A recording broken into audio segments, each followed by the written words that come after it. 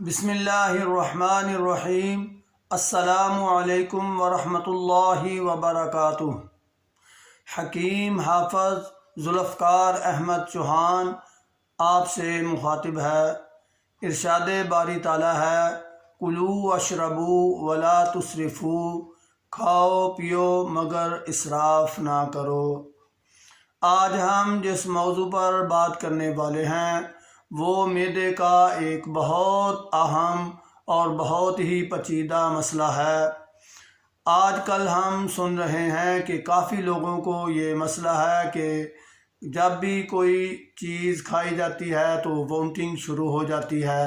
معدے کے مسائل میں یہ ایک کامن چیز آ رہی ہے، اس لیے ہم نے سوچا کہ آپ کو اس کے متعلق اویئرنیس دیں اور سادہ ترین علاج آپ کو بتا دیں۔ ہم نے تو یہ بات طے کی ہوئی ہے کہ عوام کو ایسے علاج بتائیں جو کہ ان کی ایکسیس میں ہوں۔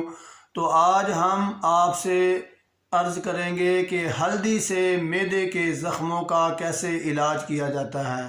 جب معدے میں زخم ہو جاتے ہیں تو درد کے ساتھ وومٹنگ ضرور ہوتی ہے، درد بھی ہوتا رہتا ہے، مسلسل درد۔ کوئی بھی چیز کھائیں تو اور زیادہ درد بڑھ جاتا ہے، خاص طور پر مرچ مسالے والی کوئی چیز کھائیں تو درد میں اضافہ ہو جاتا ہے، اور ساتھ ہی کچھ دیر بعد بڑی ہی تکلیف کے ساتھ وومٹنگ بھی ہو جاتی ہے، الٹی آ جاتی ہے، قے آ جاتی ہے۔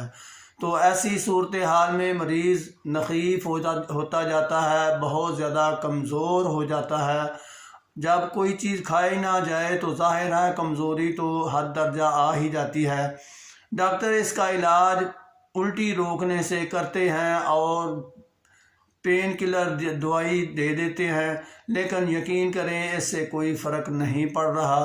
ہم آپ کو بتائیں گے کہ صرف ہلدی سے اس کا علاج کیسے ممکن ہے۔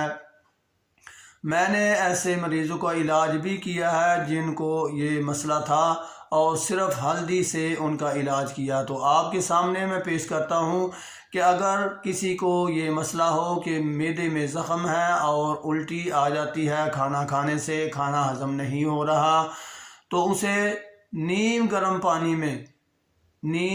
پانی میں ہاف سے تھوڑی سی کم چمچ، چائے والا چمچ ہاف سے تھوڑا سا کم ہلدی مکس کر کے اس کو پلا دیں۔ یہ عمل آپ 3 4 دفعہ 5 دفعہ دن میں کریں، آہستہ آہستہ یہ ہضم ہونا شروع ہو جائے گا۔ اس کے بعد آپ گائے کے دودھ میں ہلدی ڈال کر اس کو پلانا شروع کر دیں۔ یہ عمل بھی 4-5 دن آپ کریں۔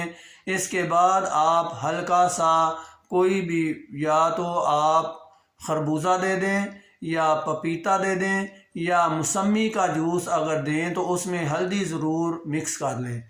یہ پھل آپ کھلانے شروع کر دیں، یہ پھل اس کے بعد ہضم ہونا شروع ہو جائیں گے۔ اس کے بعد آپ سبزیاں، کدو، ٹینڈے، شلجم، گاجر، کالی توری، اس میں ہلکی کالی مرچ، نمک، ادرک، ہلدی، لہسن، زیرہ سفید، یہ آپ ایڈ کر دیں اور شوربے والے بنائیں، اور مریض سے کہیں کہ اس کو کھانے کی بجائے اس کو پینے کی طرح آپ استعمال کریں، یعنی آپ اس کا شوربہ زیادہ تر استعمال کریں۔